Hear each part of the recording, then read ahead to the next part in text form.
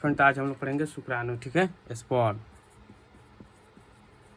ठीक है, तो स्पर्म का स्ट्रक्चर कुछ ऐसा होता है, ठीक है। तो आप लोग अच्छे से बना लीजिएगा और हम देखेंगे शुक्राणु का पार्ट कितना होता है, भाग कितना होता है, ठीक है।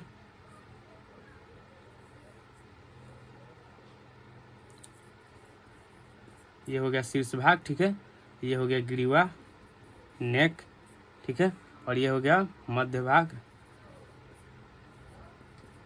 ठीक है। और ये हो गया पूंछ, ठीक है। तो आप लोग देख रहे हैं शुक्राणु के 4 भाग होता है, शीर्ष, ग्रीवा, मध्य और पूंछ, ठीक है। तो देखिए शुक्राणु का पार्ट देखेंगे। शुक्राणु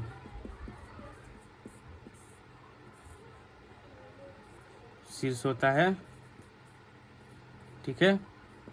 ग्रीवा होता है, मध्य होता है और पूंछ होता है, ठीक है। अब देखिए शुक्राणु के 4 पार्ट होता है, ऐसे में प्रमुख पार्ट कितना होता है, 3 होता है, शीर्ष, मध्य और पूंछ, ठीक है। शीर्ष, मध्य और पूंछ, ठीक है। तो देखिए शीर्ष भाग में क्या क्या पाया जाता है। शीर्ष भाग में जो ऊपर दिखाई दे रहा है, ऊपर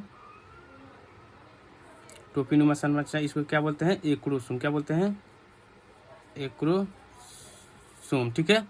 और इसको क्या बोलते हैं, केंद्रक। ये क्या है, कोशिका द्रव, ठीक है।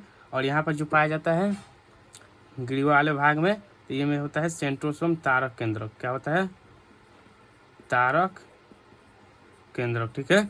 और मध्य भाग में क्या पाया जाता है, माइटोकॉन्ड्रिया। क्या पाया जाता है, माइटोकॉन्ड्रिया। तो हम लोग देखेंगे शुक्राणु का शीर्ष भाग। तो शुक्राणु के शीर्ष भाग में क्या पाया जाता है, एक्रोसोम और न्यूक्लियस। तो शुक्राणु के शीर्ष भाग में क्या होता है, एक्रोसोम। तो न्यूक्लियस जो आप लोग जानते होंगे हेप्लॉइड होता है, अगुणित होता है, ठीक है। केंद्र क्या होता है, अगुणित होता है। तो शीर्ष भाग एक्रोसोम देखेंगे, एक्रोसोम आखिर में है क्या। तो देखिए एक्रोसोम क्या है, शुक्राणु के शीर्ष भाग पर टोपीनुमा संरचना जो होता है उसे एक्रोसोम क्या कहते हैं, ठीक है। टोपीनुमा संरचना होता है, क्या कहते हैं, एक्रोसोम कहते हैं, ठीक है। तो देखिए शुक्राणु के शीर्ष भाग पर जो पाया जाता है उसे एक्रोसोम कहते हैं। शुक्राणु के शीर्ष भाग पर टोपीनुमा संरचना जो पाया जाता है उसे एक्रोसोम कहते हैं। एक्रोसोम में कौन सा एंजाइम पाया जाता है, हाइड्रोलाइटिक। शुक्राणु में के एक्रोसोम में क्या पाया जाता है, हाइड्रोलाइटिक एंजाइम पाया जाता है। ये क्या होता है, एक्रोसोम 12 लाइसोसोम होता है, ठीक है। एक्रोसोम किससे बना होता है, तो गोल्जी बॉडी से। क्या से, गोल्जी बॉडी से। गोल्जी बॉडी की खोज किसने किया था, कैमिलो गोल्जी ने, ठीक है। तो हम लोग देखा एक्रोसोम। तो एक्रोसोम में जो होता है हाइड्रोलाइटिक एंजाइम पाया जाता है, जो अंडाणु के ऊपर पाए जाने वाले जोना पोलसूटा के आवरण को क्या करता है, नष्ट करता है और अंडाणु के अंदर प्रवेश करता है, ठीक है। तो एक्रोसोम का कार्य हम लोग समझ लिए। अब देखिए अब हम लोग को देखना है ग्रीवा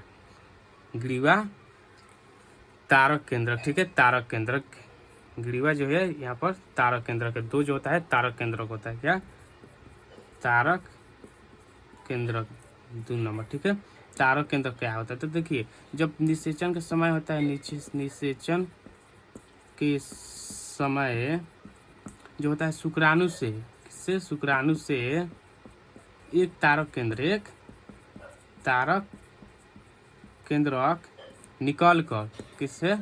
निकल कर ओभा में प्रवेश कर जाता है और क्या कराता है, डिवीजन कराता है। क्या करता है, डिवीजन की क्रिया कराता है, ठीक है। तारक केंद्र का यही कार्य होता है। निषेचन का जो समय होता है उसके समय जो होता है एक तारक केंद्रक निकल कर ओभा में प्रवेश करके डिवीजन की क्रिया कराता है। अब देखिए मध्य भाग देखना है, माइटोकॉन्ड्रिया, ठीक है। माइटोकॉन्ड्रिया, तो मध्य भाग में जो होता है माइटोकॉन्ड्रिया होता है। माइटोकॉन्ड्रिया क्या करता है, शुक्राणु को ऊर्जा प्रदान करता है। क्या करता है, ऊर्जा प्रदान करता है, जिससे क्या होता है, शुक्राणु में गति आता है। क्या आता है, गति आता है, ठीक है। अब देखिए बचा पूंछ, 4 नंबर जो है पूंछ। क्या है, पूंछ। तो पूंछ की सहायता से शुक्राणु क्या करता है, तैरता है, ठीक है। अब हम लोग देखेंगे शुक्राणु, तो शुक्राणु का जीवन काल कितना दिन होता है? कुछ घंटों से कुछ दिनों तक, यानी 48 हावर होता है शुक्राणु का जीवन काल गर्भाशय के अंदर, और गर्भाशय के बाहर जो होता है 20 से 25 मिनट होता है, ठीक है। और 1 सेकंड में शुक्राणु कितना बनते हैं? 1500, ठीक है।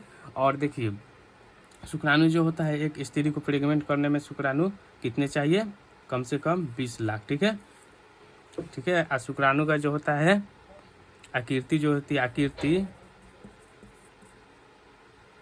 55 माइक्रोमीटर से लेकर 60 माइक्रोमीटर होती है। क्या होती है? 55 माइक्रोमीटर से 60 माइक्रोमीटर होती है, ठीक है।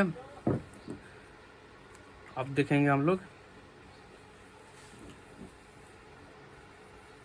2-4 ऑब्जेक्टिव देखेंगे और वीडियो को स्टॉप करेंगे। तो देखिए एक्रोसोम का अगर निकाल दिया जाए तो क्या होगा? एक्रोसोम जो है, एक्रोसोम को निकाल दिया जाए तो क्या होगा? तो एक्रोसोम को निकाल दिया जाएगा तो एक्रोसोम में क्या होता है? हाइड्रोलाइटिक एंजाइम पाया जाता है जो जोनपुल के आवरण को नष्ट करता है। तो एक्रोसोम को निकाल दिया जाए तो निषेचन की क्रिया नहीं होगी। जब एक्रोसोम में से एक्रोसोम निकाल दिया जाए तो उसके साथ हाइड्रोलाइटिक एंजाइम भी निकल जाएगा, ठीक है। अब देखिए एक्रोसोम किस एंजाइम का स्राव करता है? तो हाइड्रोलाइटिक एंजाइम, किसके? हाइड्रोलाइटिक एंजाइम, ठीक है। शुक्राणु का ऊर्जा ग्रह किसे कहा जाता है? शुक्राणु का ऊर्जा घर तो माइटोकॉन्ड्रिया का, किसको? माइटोकॉन्ड्रिया को, ठीक है।